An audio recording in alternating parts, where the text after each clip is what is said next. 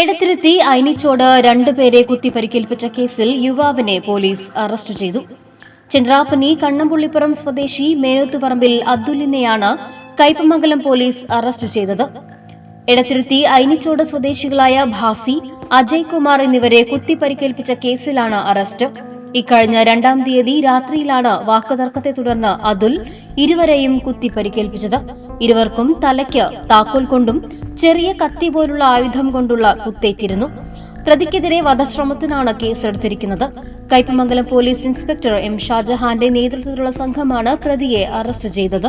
ഇനി കുറഞ്ഞ ചിലവിൽ ആധുനിക ചികിത്സ വലപ്പാടും. ഈ പറയുന്ന രോഗലക്ഷണങ്ങൾ നിങ്ങൾക്ക് അനുഭവപ്പെടാറുണ്ടോ?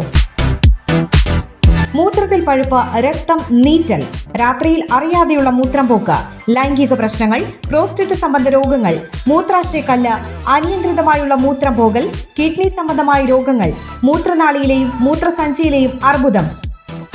എല്ലാ തിങ്കളാഴ്ചകളിലും പ്രശസ്ത യൂറോളജിസ്റ്റ് ഡോക്ടർ ജോജോ വർഗീസ് അക്കര രോഗികളെ പരിശോധിക്കുന്നു. Sunshine polyclinic, Anavizhungi centre, Valappad. Phone 9539 112 999. You're watching True Line News.